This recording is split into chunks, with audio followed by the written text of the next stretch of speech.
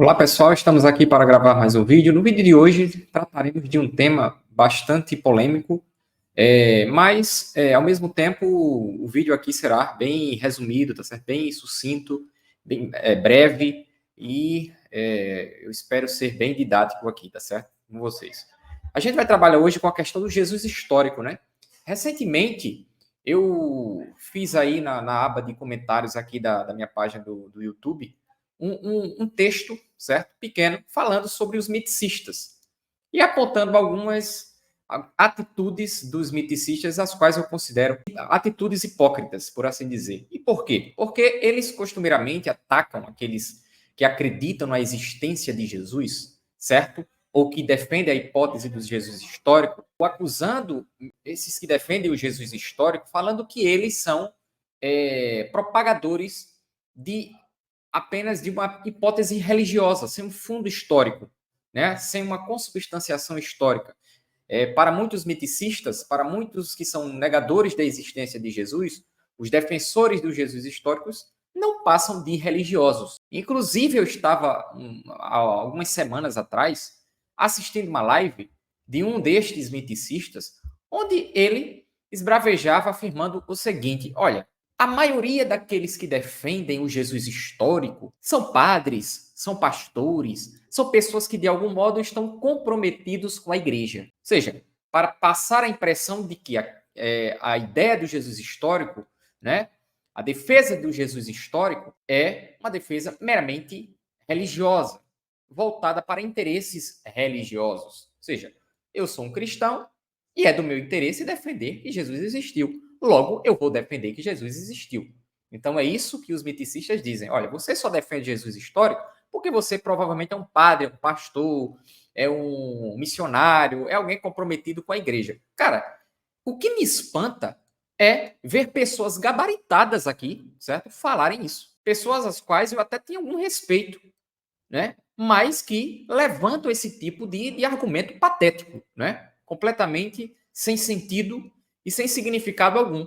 E aí, nesse texto que eu escrevi aqui no YouTube, eu apresentei alguns historiadores que sequer são religiosos, inclusive ateus e agnósticos, e outros que já que foram cristãos e que deixaram de ser cristãos, mas que continuaram defendendo o Jesus histórico, certo?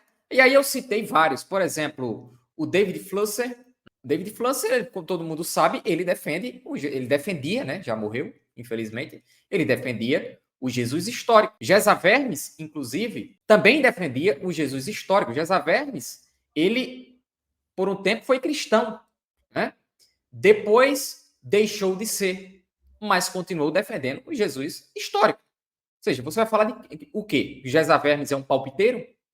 Né? E aqui eu não estou dando carteirada, não estou invocando apelo à autoridade. Não, eu só estou demonstrando que a indagação do miticista, deste miticista e de outros, né, de que só defende Jesus histórico quem é pastor, quem é padre ou que está comprometido com a igreja, essa argumentação não faz sentido nenhum. Gesa Vermes deixou de ser cristão, certo?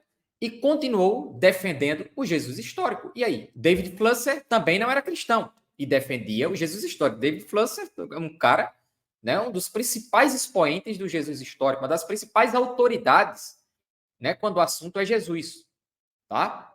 Então, o que? Você vai dizer que ele é um palpiteiro, que ele é alguém, né, sem relevância acadêmica, né? Só falta vocês dizerem isso agora. O Gerd Ludemann também, um cara muito conceituado, certo? Se eu não estiver enganado, eu não sei se ele é ateu ou agnóstico, mas ele não tem vínculo nenhum com a religião. Inclusive, descia o cacete em alguns fundamentos do cristianismo, tá? Se eu não estiver enganado, acho que eu coloquei até no texto, acho que ele foi por um tempo cristão, né? Ele nasceu em berço cristão, mas depois abandonou a fé. Então, existem inúmeros intelectuais de peso, gabaritados, que defendem o Jesus histórico e que não têm necessariamente vínculo com a igreja, por assim dizer. Tá certo? E aqui eu citei também aqui no Brasil, como o Chevitarese. O Chevitarese é um agnóstico. O Chevitarese é um pastor. Tá? Por mais que você discorde do Chevitarese em algum ponto, eu também já fiz vídeos aqui refutando algumas questões defendidas pelo Chevitarese, não falando ou citando o nome dele, mas algumas questões que ele defende que eu me contrapus aqui. Então, eu tenho divergências com o Chevitarese, tá certo? mas ele é um cara que eu vejo, é um grande pesquisador, ele é um agnóstico, não tem nada, não tem vínculo nenhum com religião. Inclusive, ele critica muito os fundamentalistas, quem acompanha as lives dele e o material que é que ele produz, né? Eu tenho aqui livros dele também, tá certo? Então, é um cara que é um grande estudioso, um historiador do cristianismo primitivo, tá certo? E não tem vínculo nenhum com a igreja. E aí? Tá certo? Então pare com essa mentira. Por que vocês têm que mentir tanto? Né? Ah, porque vocês são muito ideológicos. Ah, porque vocês não. Né? Essa galera miticista, eles se acham muito neutros, né?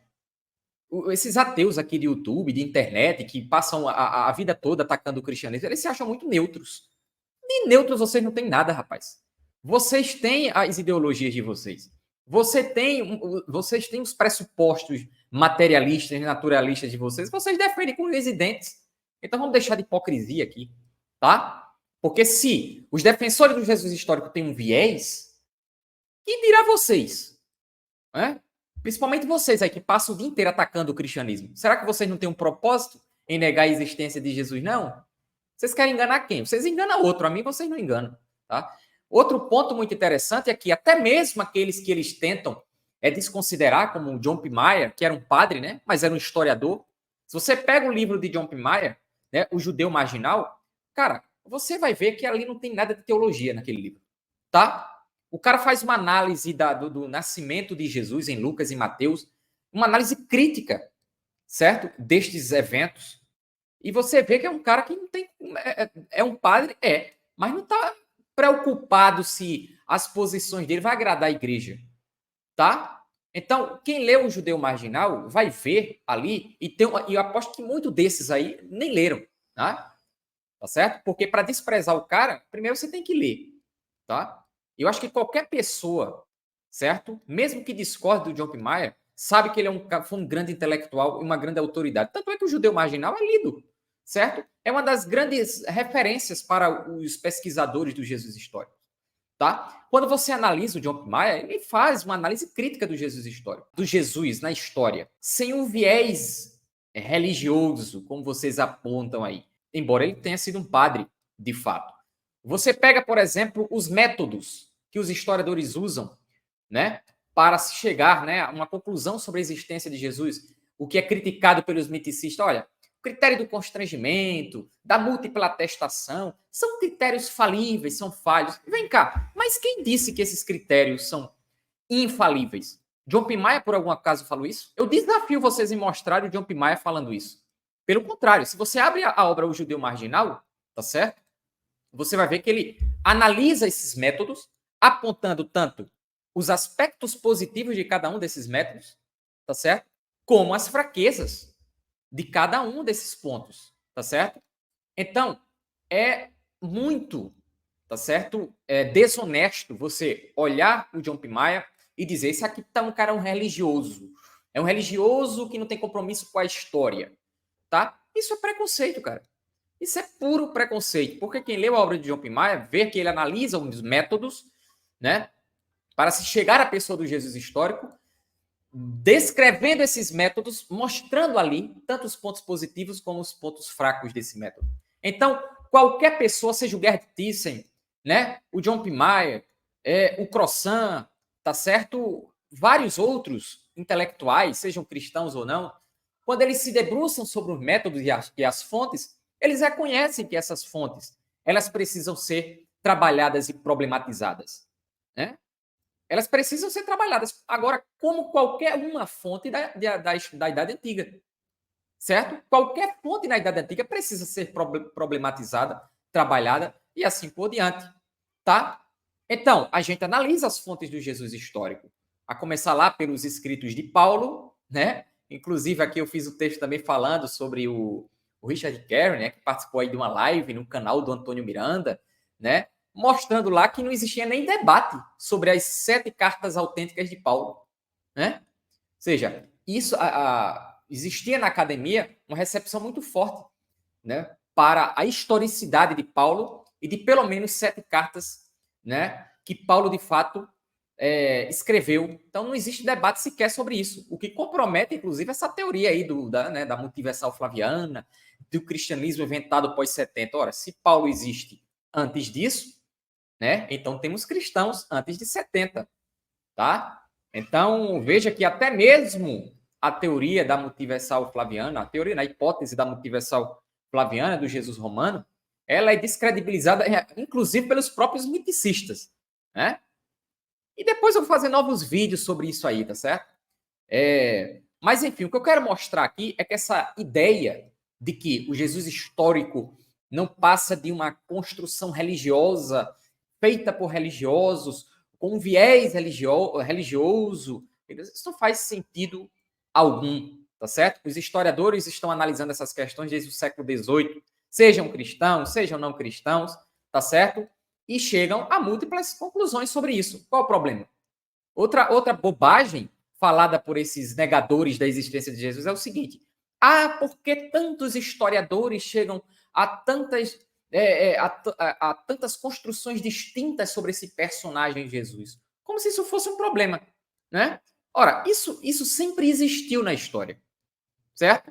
Pilatos é narrado diferente, de diferentes formas, tanto nos evangelhos como nos escritos de Fílon, de Flávio Joséfo, e assim por diante. Então, vários personagens são narrados de forma distinta, nem por isso se duvida ou se questiona a existência desses personagens. Só de Jesus, né? Agora, uma coisa que eu não poderia deixar de falar também é sobre a questão da distância, né? Dos manuscritos, dos documentos para os respectivos personagens históricos, né? Quando a gente vai ver Tácito, por exemplo, a gente aprende que Tácito escreveu os Anais, certo?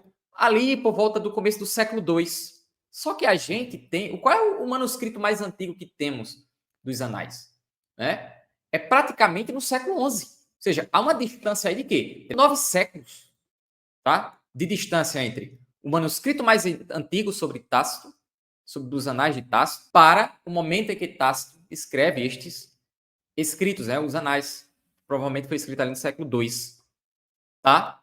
Então a distância é enorme entre o momento em que a obra é escrita para o manuscrito mais antigo, tá? Quando a gente compara com os evangelhos, né? A gente vê que os evangelhos têm uma vantagem enorme em relação a esses outros documentos. Não é isso? Porque os evangelhos são escritos ali por volta de 60 a 100 do primeiro século, e nós já temos alguns manuscritos do século II.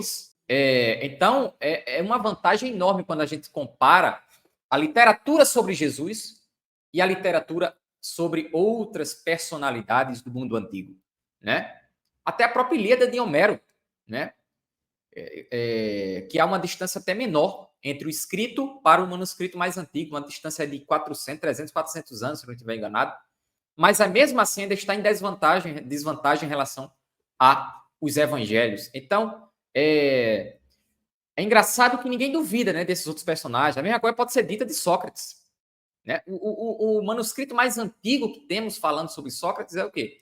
É do século X ou XI, se eu não estiver enganado. Então, vários outros personagens se enquadram também aqui, tá certo?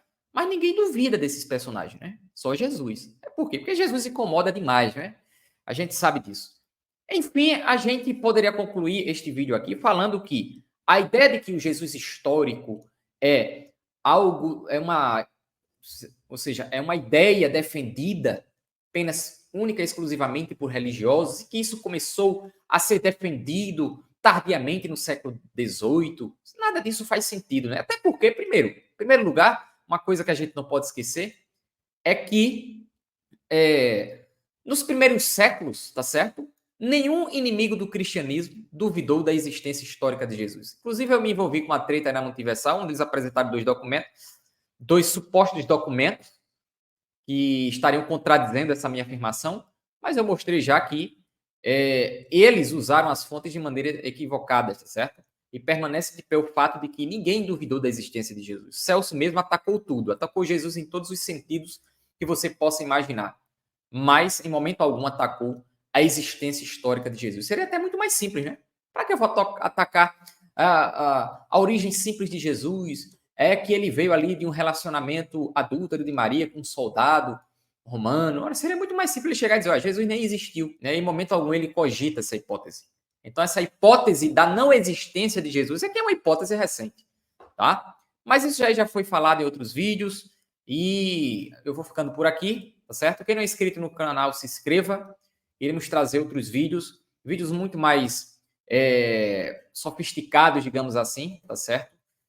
Com fontes históricas. Eu gosto muito de fazer vídeos trazendo referências, citações diretas, tá certo? Como já fiz aqui com vários outros vídeos, tá bom? Então, por esse vídeo é só e até um próximo vídeo.